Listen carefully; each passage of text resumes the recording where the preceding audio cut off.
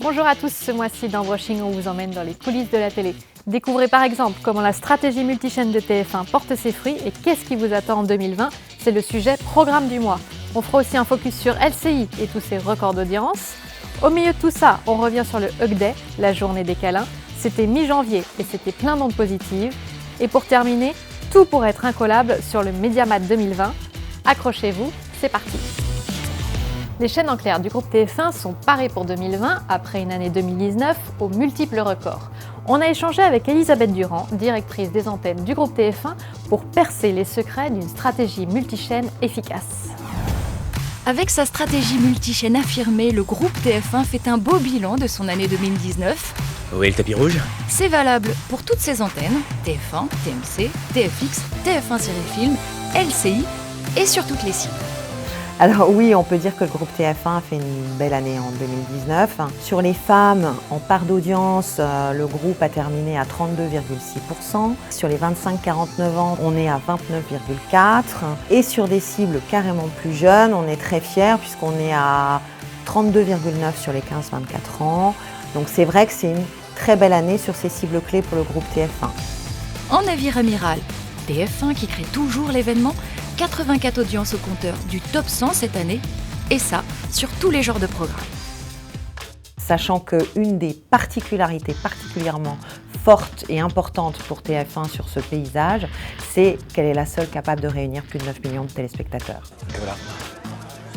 Alors naturellement, en 2020, ça va être avec l'Euro, qui va être un événement majeur. Ça va être aussi en termes de programme de flux, The Voice renouvelé, Koh-Lanta, saison 2 de Masque et des nouveautés. Ce sera en termes de fiction, toujours avec de la fiction locale qui est très engageante pour nos téléspectateurs. En termes de séries US, on a une année exceptionnelle avec énormément de nouveautés. Et toujours, en matière de cinéma, on a naturellement les blockbusters. En bref, un très beau programme.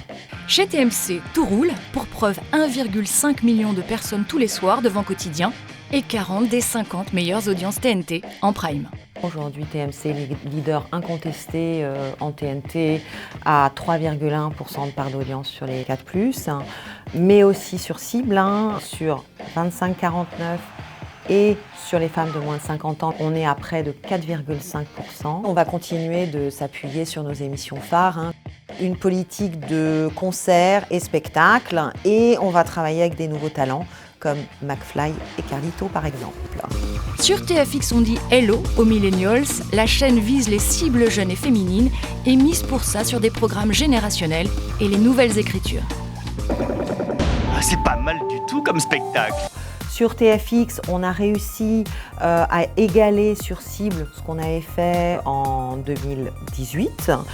Donc on est assez fiers compte tenu de l'intensité concurrentielle. On vient de lancer récemment un format qui s'appelle Maman est célèbre. Et franchement, on est très contents parce que ça marche très bien.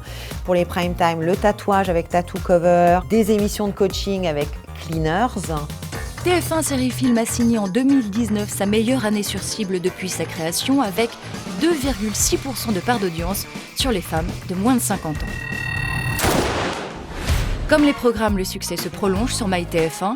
La plateforme affiche plus 24% de vidéos vues cette année et 8 des 10 plus grosses audiences sur le replay. On a lancé la nouvelle formule de MyTF1 qui a une expérience utilisateur qui est qualitativement bien supérieure à ce qu'on avait auparavant. Et on a en plus lancé en juin dernier une offre à vote. Donc là encore, année record. Accroche-toi, ça va partir très fort.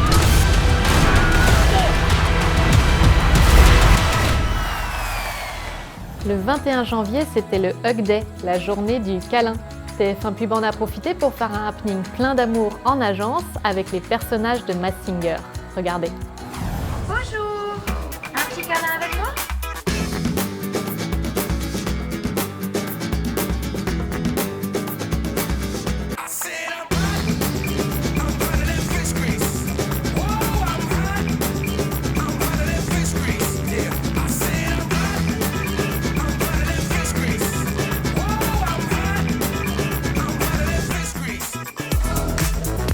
Ça m'a fait sourire de bon matin.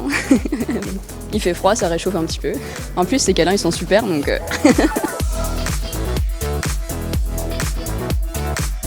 été une belle surprise agréable. Hein. C'est une belle opération parce que justement la journée du Free Hug, le fait que TF1 du coup se propose donc, de remettre cette journée-là au goût du jour. Et donc en parlant de goût, là il y a un cupcake, je trouve que c'est plutôt pas mal et donc je trouve ça plutôt sympathique. Il est charmant. C'est Titi qui s'est pas épilé. On a tout de suite envie de se blottir dans ses bras pour la journée du Free Hug. Un chanteur.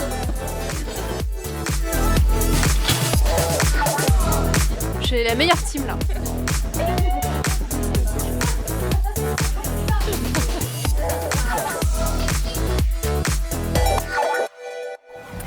Donnons à l'info le temps qu'elle mérite. Ça, c'est la nouvelle signature de LCI.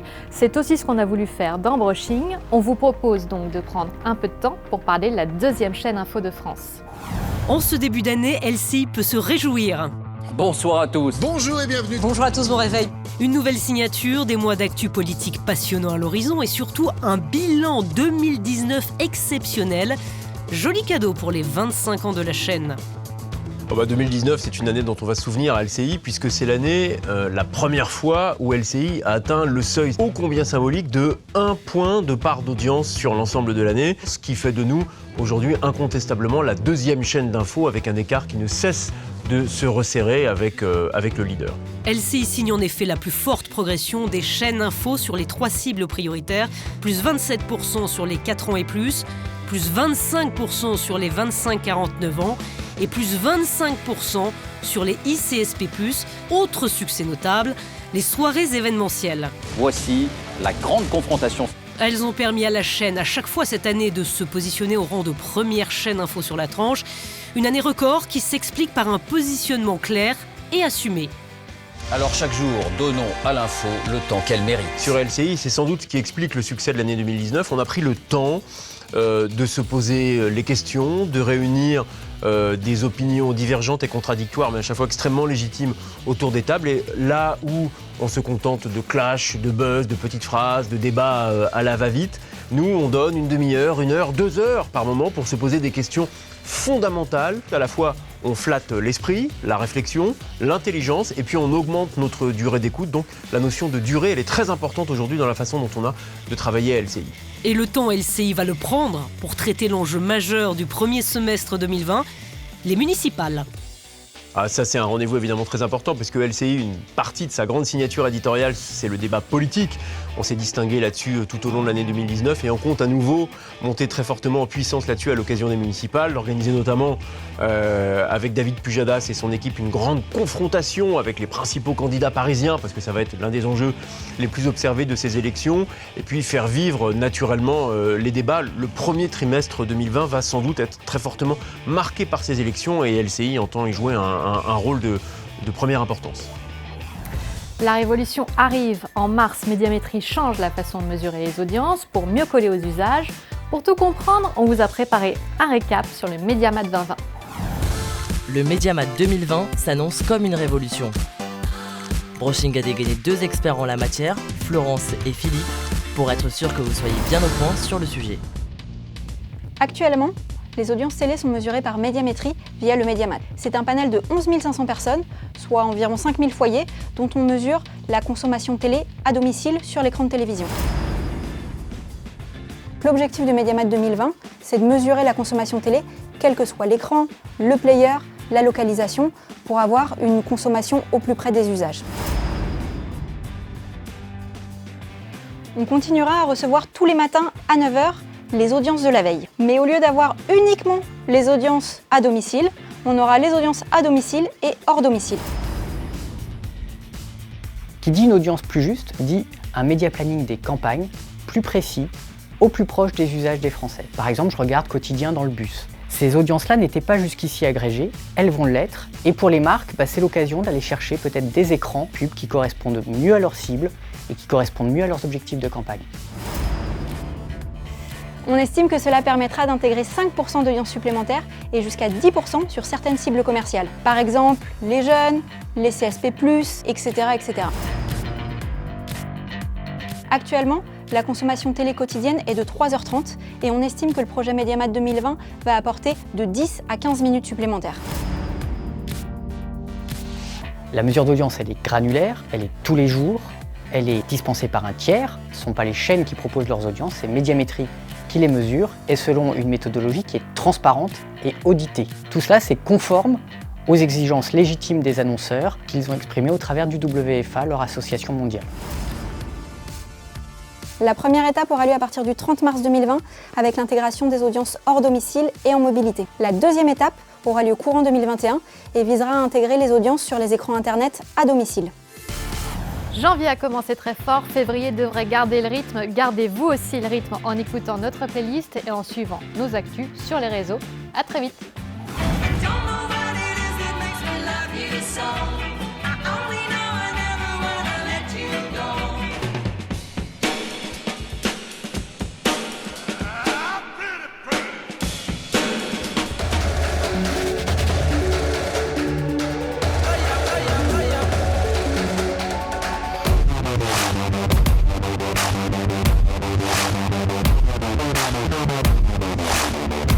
Bow bow, run, run, run, bow bow, run.